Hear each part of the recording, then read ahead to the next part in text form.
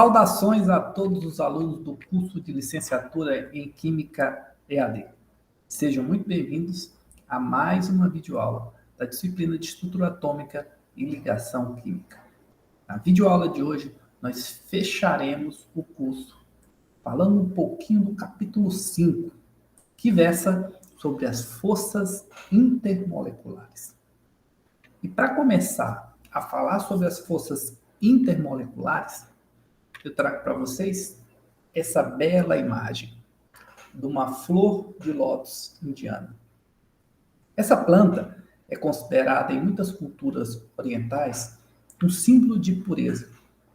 E justamente porque as folhas e a flor de lótus contêm uma composição que repele as moléculas de água.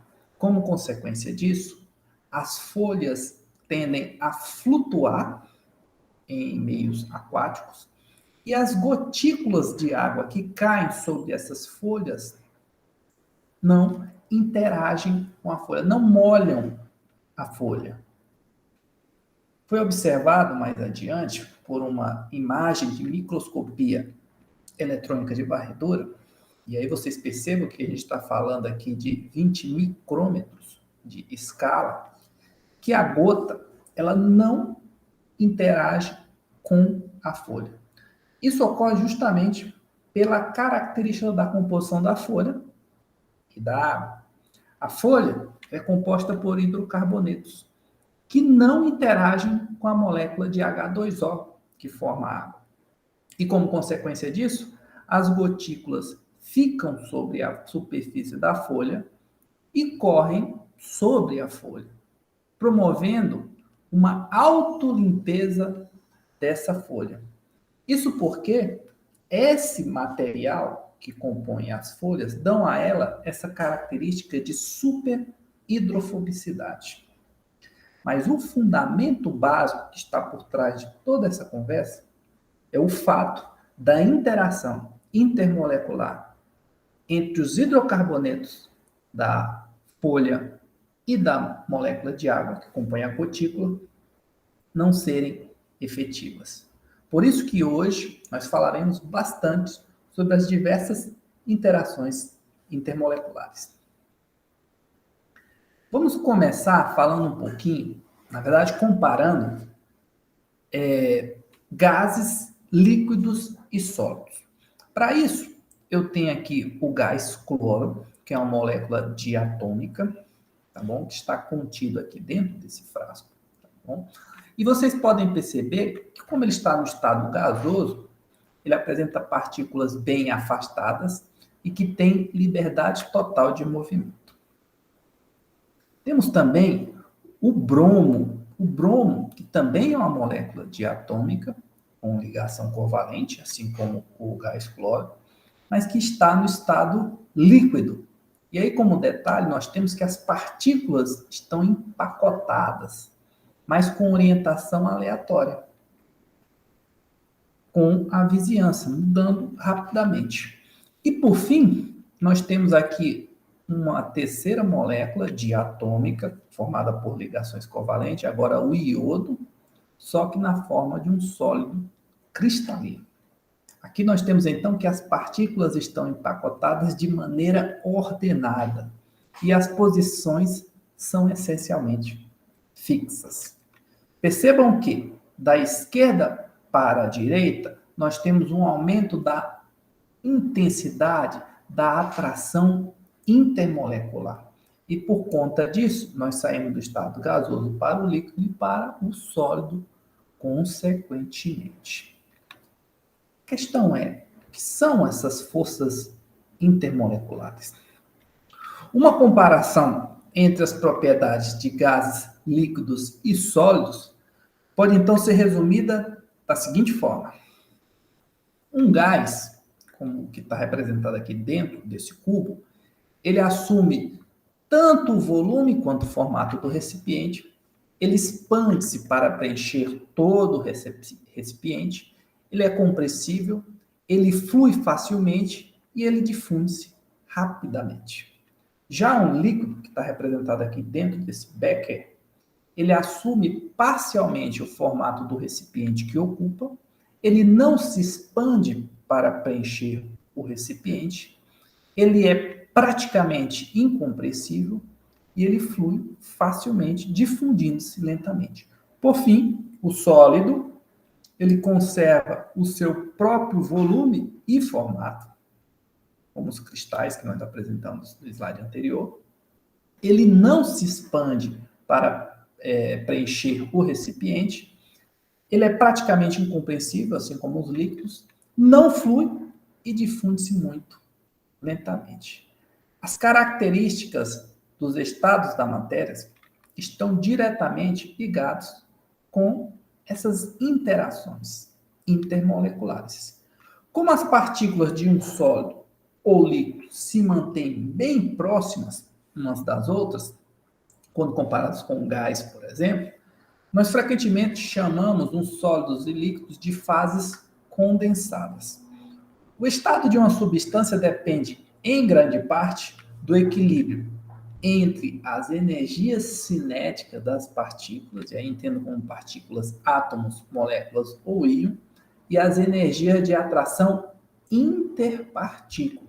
Percebam, um gás apresenta uma energia cinética maior do que a energia de atração interpartícula.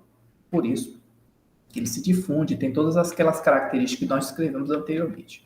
Já um líquido apresenta energias cinéticas similares às energias de atração interpartícula, que são essas forças intermoleculares que nós vamos destacar nessa videoaula de hoje. E por fim, o sólido, ele tem energias de atração interpartículas superiores às energias cinéticas, por isso que tem uma estrutura tão comportada. As intensidades das forças intermoleculares, elas vão variar bastante, mas geralmente são muito fracas ou mais fracas que as forças intramoleculares. E nós já falamos das forças intramoleculares anteriormente.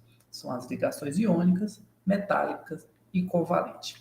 Para que vocês consigam diferenciar forças intermoleculares de forças intramoleculares, nós temos aqui na figura 11.3 a interação intermolecular e intramolecular entre duas moléculas de HCl, do ácido clorídrico. Percebam, na primeira molécula, essa ligação química que une o átomo de hidrogênio ao átomo de cloro é uma ligação covalente forte, ou seja, é uma força intramolecular.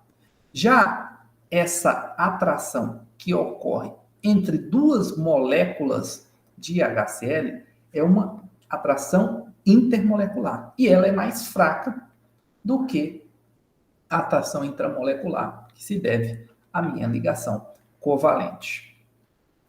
Muitas propriedades dos líquidos, incluindo o ponto de fusão e de ebulição, eles refletem a intensidade dessas forças intermoleculares. Tais propriedades aumentam à medida que a intensidade das forças intermoleculares aumenta. Quanto maior a força intermolecular, maior o ponto de fusão, maior o ponto de ebulição desses líquidos. Basicamente, existem 3 tipos de atração intermolecular entre moléculas eletronicamente neutras. São elas: as forças de dispersão, atração de polo e ligação de hidrogênio, antigamente chamadas de pontes de hidrogênio. Juntas, as duas primeiras, força de dispersão e atração de polo, são chamadas de forças de Van der Waals, em homenagem ao físico holandês que estudou as propriedades de sólidos, líquidos e gases, Johannes Diederik van der Waals. Outro tipo de força de atração é a força íon dipolo, e ela é importante em solução. E nessa videoaula de hoje, nós falaremos desses 4 tipos de interações, forças ou atrações.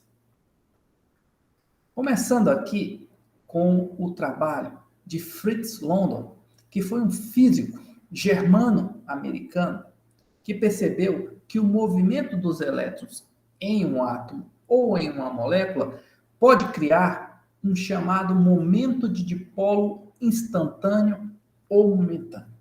Como assim? Pegando como exemplo aqui um átomo de hélio, onde vocês percebam aqui que ele tem um núcleo composto por 2 prótons e a eletrosfera com 2 elétrons, se aproximarmos esse átomo de hélio de outro átomo de hélio, vai ocorrer uma interação entre esses 2 átomos que vai promover uma atração eletrostática entre o núcleo de um dos átomos, que tem carga positiva, e os elétrons do átomo vizinho, que tem cargas negativas. Percebam na animação que quando isso ocorre, nós temos a criação de uma densidade de carga negativa em uma das extremidades do átomo de hélio e uma densidade de carga positiva em uma outra extremidade da carga de hélio, mas de forma instantânea ou momentânea. E essa densidade de carga que gera um momento de dipolo instantâneo, delta menos e delta mais, é que promove a atração entre esses 2 átomos de hélio.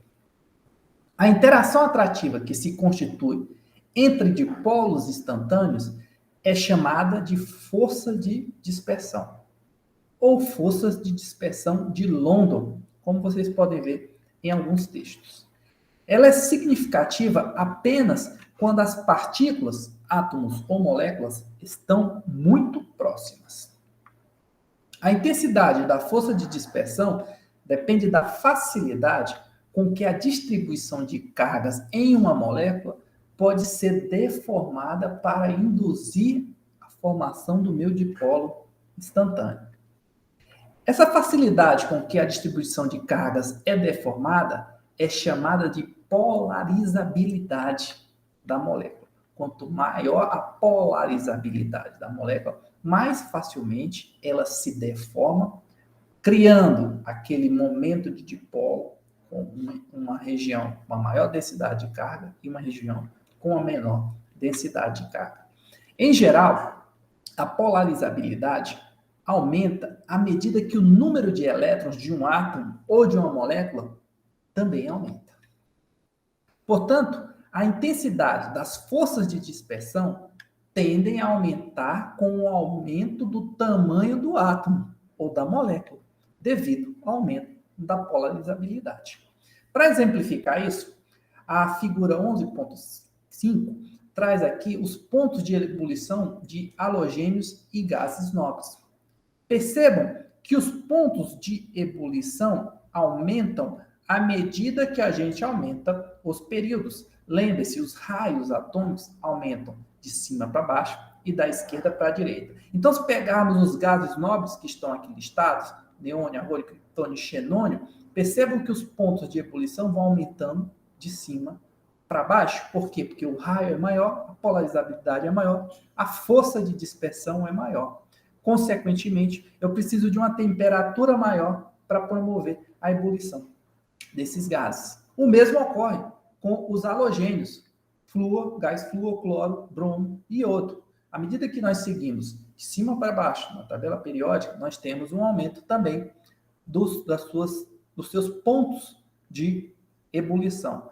Comparando na mesma linha, né, no mesmo período, nós percebemos que da esquerda para a direita, da direita para a esquerda, nós temos também um aumento do meu ponto de ebulição. Por quê? Porque eu tenho um maior raio atômico. E esse comportamento acontece com os demais compostos. Como o tamanho e a massa da molécula geralmente são proporcionais, as forças de dispersão tendem a ter sua intensidade aumentada com o aumento da minha massa molecular. O formato das moléculas também influencia a magnitude das forças de dispersão. Para que isso fique bem claro, nós podemos comparar aqui a molécula de N-pentano, que tem esse formato, e percebam que é uma molécula linear, consequentemente, a área superficial dela é maior, o que aumenta o contato intermolecular e intensifica as forças de dispersão, comparada a uma molécula de neopentano. Percebam, ambas são C5H12. Só que aqui nós temos uma molécula esférica. Consequentemente, a área superficial menor reduz o contato intermolecular e diminui a força de dispersão. O resultado disso é que o ponto de ebulição do N-pentano é maior do que o neopentano, porque as forças de dispersão são maiores nessa molécula, devido à sua atração intermolecular ser superior em moléculas lineares. A área superficial de contato ser maior. A presença de um momento de dipolo permanente em uma molécula, em moléculas polares, origina a nossa segunda força intermolecular, as chamadas forças de polo-dipolo. Percebam, as forças de dispersão são devidas ao momento de dipolo instantâneo. No caso de termos momento de dipolo permanente em moléculas polares, nós temos então a chamada força de polo-dipolo. Para exemplificar essas forças de polo-dipolo, nós temos aqui a molécula de acetonitrila, né? O CH3CN, com o seu momento de dipolo. Essa extremidade da molécula tem um delta positivo, essa extremidade da molécula que é mais eletronegativa, porque tem o nitrogênio, tem um delta negativo. Percebam que nessa molécula nós temos interações entre as moléculas, que eu representei aqui com essas pontezinhas laranjas, que são as forças de atração de polo-dipolo. Se a molécula estiver no estado líquido, a mesma acetonitrila, nós também temos o mesmo comportamento. O delta positivo na extremidade onde nós temos o CH3 e o delta negativo na extremidade onde nós temos o nitrogênio. Porém, aqui, como há uma maior mobilidade, nós temos forças de repulsão de polo-dipolo, porque o polo positivo repele o polo positivo, o polo negativo repele o polo negativo, como temos forças de atração de polo-dipolo. Essas forças elas surgem das atrações e repulsões eletrostáticas entre extremidades carregadas de uma molécula com a sua molécula vizinha. Assim, as forças de dispersão, as forças de polo-dipolo, assim como as forças de polo-dipolo, né, elas somente são significativas quando as moléculas estão muito próximas. Para moléculas com mais ou menos a mesma massa e tamanhos iguais, as atrações intermoleculares ficam mais intensas com o aumento da polaridade da minha molécula. Para exemplificar, nós temos aqui 4 diferentes moléculas que apresentam momentos de dipolos crescentes. Nós temos um aumento de polaridade, porque nós temos nas extremidades dela uma molécula, um átomo mais eletronegativo. As massas moleculares são aparentemente semelhantes, muito próximas, perdão, mas os momentos de dipolos são crescentes. Como consequência disso, nós temos um aumento dos pontos de ebulição devido ao aumento da polaridade da minha molécula.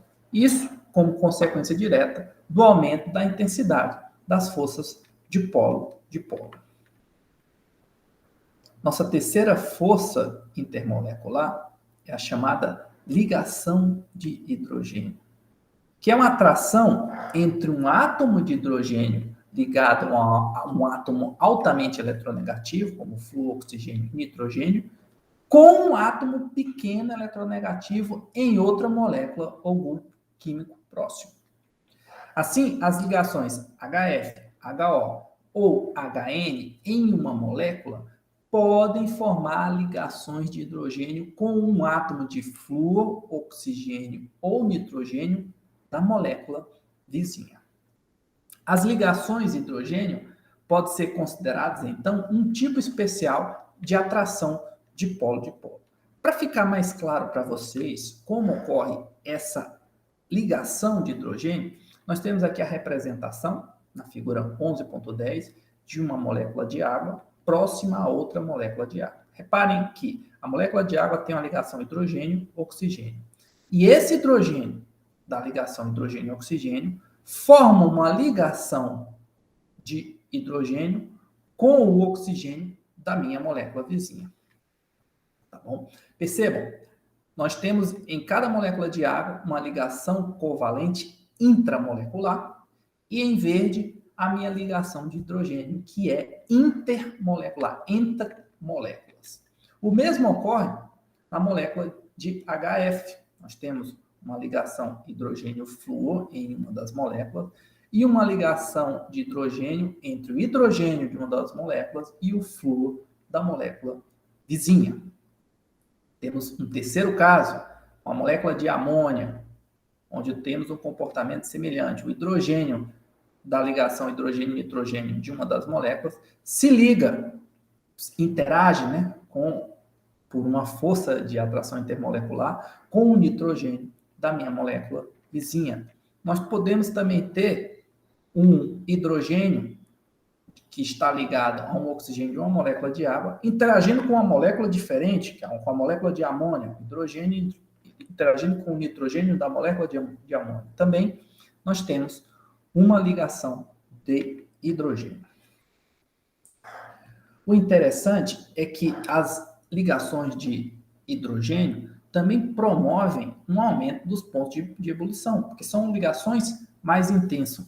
Vocês podem perceber isso nesse gráfico, onde a gente representa os pontos de ebulição em Kelvin versus a massa molecular de diferentes moléculas dos grupos 4A a 7A.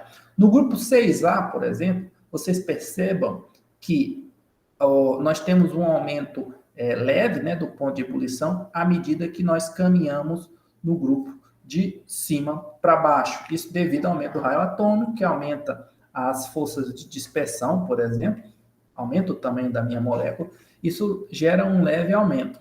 Porém, na molécula de água, que tem os requisitos para a formação da ligação de hidrogênio, esse aumento é mais brusco do meu ponto de ebulição, devido a nós temos aqui somado a essas forças intermoleculares a força de hidrogênio. O mesmo comportamento pode ser observado no grupo 7A. Cloro, bromo e iodo têm aumentos leves dos pontos de ebulição, porque nós estamos caminhando de cima para baixo na tabela periódica, aumentando o raio, aumentando o tamanho da minha molécula, a massa molecular, e como consequência disso, nós temos uma maior interação intermolecular entre essas moléculas. Essa interação é maior no HF, porque ele tem os requisitos para formar uma ligação de hidrogênio. O mesmo também ocorre no grupo 5A. Fósforo, arsênio e antimônio também têm leves aumentos de ponto de ebulição, diferentemente da amônia, visto que ela forma uma ligação de hidrogênio. E, por fim, nós temos aqui o grupo 4A, onde fica nítido que essas ligações de hidrogênio promovem um aumento substancial do meu ponto de ebulição. Aqui nós não temos nenhum átomo, nenhuma molécula que tenha os requisitos para formar a ligação de hidrogênio, então nós só temos o comportamento crescente dos pontos de ebulição devido ao aumento da massa molecular dessas substâncias. As energias das ligações de hidrogênio variam aproximadamente entre 5 e 25 kJ por mol. Embora hajam exemplos isolados de energia de ligação de hidrogênio próximas a 100 kJ por mol. Então, é uma intensidade bem elevada para essas ligações de hidrogênio. Por isso que a gente tem aquele comportamento anômalo para as moléculas dos meus grupos, né, que tem flúor, oxigênio ou nitrogênio. Como as ligações de hidrogênio são geralmente mais fortes que as forças de dipolo e as forças de dispersão, elas desempenham papéis importantes em muitos sistemas químicos, incluindo os de importância biológica. Se vocês não acreditam em mim, eu tenho aqui que a ligação de hidrogênio ajuda a estabilizar a estrutura de proteínas e também são responsáveis pela maneira como o DNA é capaz de transmitir a informação genética. Vejamos aqui no detalhe, ó. As bases nitrogenadas são unidas, guanina, adenina, timina e citosina, são unidas justamente por pontes de hidrogênio. O outro detalhe importante, uma consequência notável das ligações de hidrogênio, é vista no comportamento da água, mais precisamente na densidade da água, que difere do estado sólido para o estado líquido. Para demonstrar isso para vocês, eu peguei aqui um cristal de gelo e eu vou dar um zoom em uma parte específica desse cristal. Percebo que o gelo, a água, né, ao passar para o estado sólido, ela forma estruturas hexagonais, com vazios em seu interior. Estruturas hexagonais formadas por ligação de hidrogênio. Para perceber como são formadas essas ligações de hidrogênio, eu vou dar um zoom aqui, um zoom maior, nessa região da minha estrutura hexagonal, que corresponde a essa interação entre essas duas moléculas de água. Percebam que aqui nós temos uma ligação covalente hidrogênio-oxigênio de uma molécula de água, da ordem de 1 angstrom, e em amarelo aqui nós temos a minha ligação de hidrogênio entre o hidrogênio de uma molécula de água e o oxigênio da molécula vizinha, que é da ordem de 1,8 angstroms. Lembrando, essas ligações promovem a formação de uma estrutura hexagonal com vazios em seu interior. E é justamente esses vazios que diminuem a densidade da água, do estado sólido, fazendo com que o gelo flutue. Ou seja, a água no estado líquido não apresenta esses vazios, consequentemente, ela não flutua. E o gelo no estado sólido, a água no estado sólido, perdão, como apresenta menor densidade, acaba flutuando na água.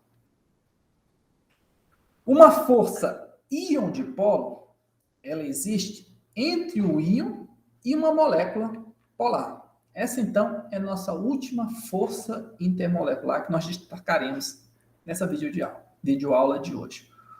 Os cátions, eles são atraídos para a extremidade negativa de um dipolo e os ânions para a extremidade positiva. Isso tudo quando eu tenho uma interação íon-dipolo. A magnitude da atração aumenta à medida que a carga iônica ou a magnitude do momento dipolo aumenta. Para exemplificar, nós temos aqui o que ocorre quando colocamos um pouco de sal de cozinha, NaCl, em contato com a água. O que ocorre, na verdade, é um fenômeno que a gente conhece como solvatação. Ocorre uma interação intermolecular íon-dipolo entre os cátions e ânions, os íons que formam o sal, cloreto de sódio, e as moléculas de água. As extremidades negativas de moléculas polares, no caso aqui, essa extremidade que eu representei em amarelo, na molécula de água, que corresponde ao oxigênio, são orientadas em direção aos cátions, que são carregados positivamente. Isso porque o delta do oxigênio na molécula de água é negativo, então ele é atraído pela carga positiva do meu cátion. Da mesma forma, as extremidades positivas de moléculas polares são orientadas em direção aos ânions que são carregados negativamente. E essa orientação que promove a solvatação dessas espécies iônicas é promovida devido à interação íon-dipolo. Dipolo da molécula de água e íon da minha espécie iônica que forma o sal cloreto de sódio. Ao comparar as forças relativas das atrações intermoleculares, nós podemos considerar as seguintes generalizações. Número 1. Quando as moléculas de duas substâncias têm massas moleculares e formatos comparáveis, as forças de dispersão são aproximadamente iguais nessa substância. Lembrem-se, as forças de dispersão elas dependem da geometria da minha molécula, tá bom? E da massa molecular que está relacionada ao tamanho dessa molécula, indiretamente à geometria também.